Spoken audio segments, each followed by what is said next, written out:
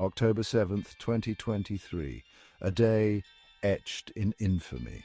A day that began with the joyous celebrations of Simchat Torah, a Jewish holiday, descended into unimaginable horror. Hamas, the ruthless terrorist organization, unleashed a barbaric assault on Israel, forever staining this date in the annals of history.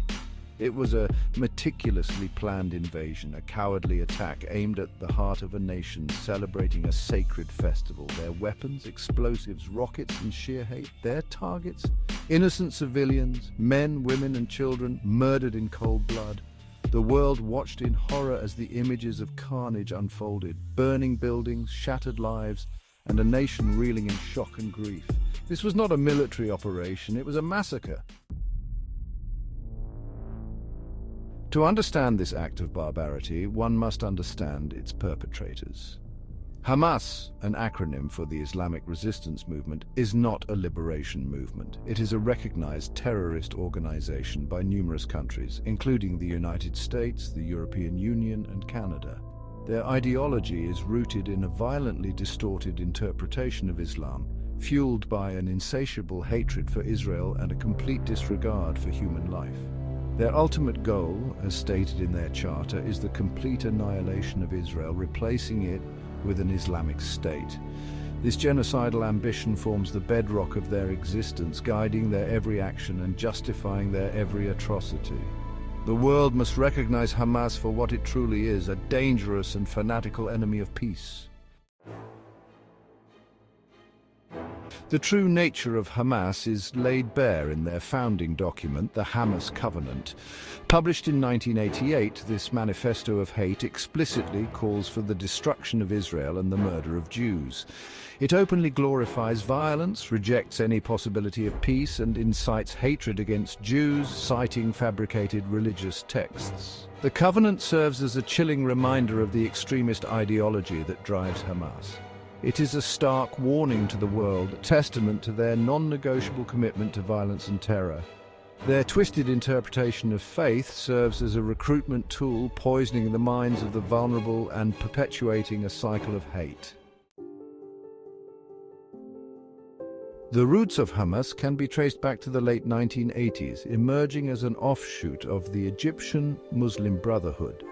It gained traction during the First Intifada, exploiting the Palestinian struggle for their own extremist agenda. They established themselves as a powerful force in Gaza, providing social services while simultaneously building a formidable terrorist infrastructure.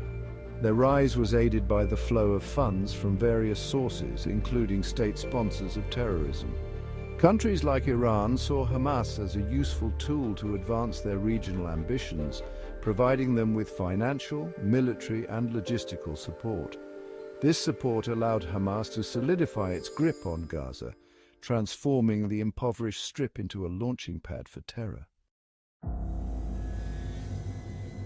The Hand of Tehran.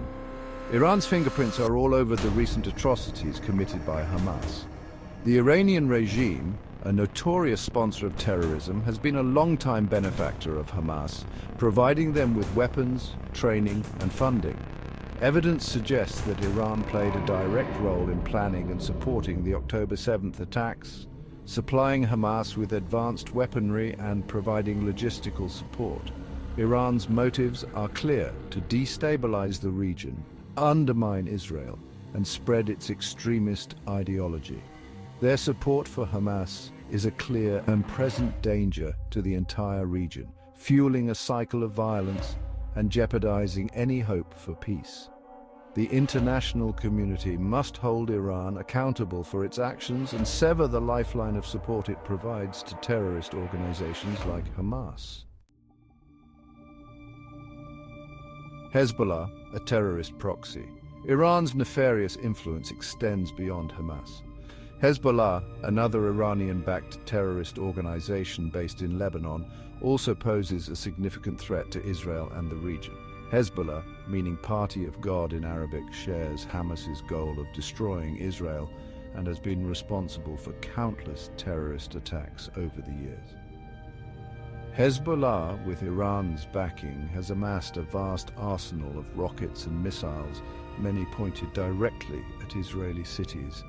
Their presence in Lebanon, with significant control over the country's government, has transformed the nation into a forward operating base for Iranian aggression. The interconnectedness of these terrorist groups, united by their hatred for Israel and supported by Iran, represents a dangerous axis of terror. A web of support.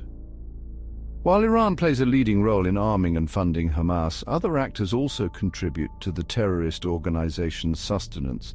Qatar, despite presenting itself as a mediator in the region, has been a significant financial backer of Hamas. Their funding, often disguised as humanitarian aid, has provided Hamas with the resources to maintain its terrorist infrastructure and continue its campaign of violence.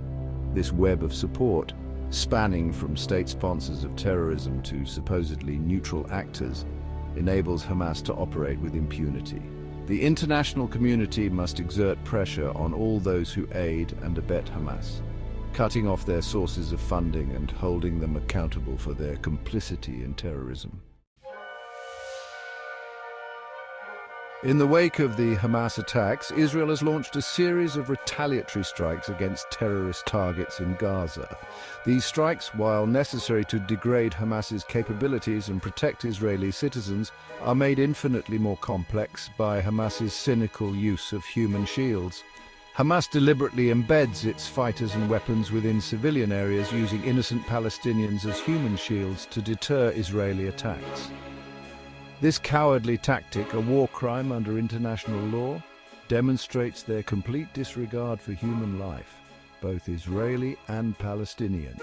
Israel faces an impossible dilemma, defending its citizens while minimizing civilian casualties in the face of Hamas's barbarity. The fight against terrorism, particularly against organizations like Hamas, requires a multi-pronged approach. Military action, while necessary to degrade their capabilities, is only one part of the solution. Equally important is the need to dismantle their financial networks, counter their extremist ideology, and expose their lies and propaganda. This requires a united front, with nations working together to share intelligence, cut off funding sources, and counter the spread of extremist ideology online. It also requires holding state sponsors of terrorism like Iran accountable for their actions and imposing meaningful consequences for their support of terror. The battle against Hamas is not just Israel's fight, it is a fight for the very soul of humanity. It is a fight against the forces of intolerance, hatred, and extremism that threaten to plunge the world into chaos. It is a fight for the values of tolerance, coexistence, and respect for human life that form the bedrock of civilized society. Just as the world united to defeat the scourge of Nazi Germany, so too must we stand together to defeat the evils of our time. We must not allow ourselves to become numb to the suffering inflicted by terrorism or to accept it as the new normal. We must summon the courage to confront this evil, to expose it for what it is, and to work tirelessly for its defeat. The scars of the October 7th attacks will forever remain etched in the hearts of the victims and their families. The images of that horrific day will continue to haunt us, a stark reminder of the human cost of hatred and intolerance. But from the ashes of this tragedy, a spirit of resilience will rise. Israel, a nation forged in the fires of adversity, will rebuild stronger than ever before. The memory of those lost will fuel our determination to fight against terrorism, to defend our values, and to build a better future for generations to come.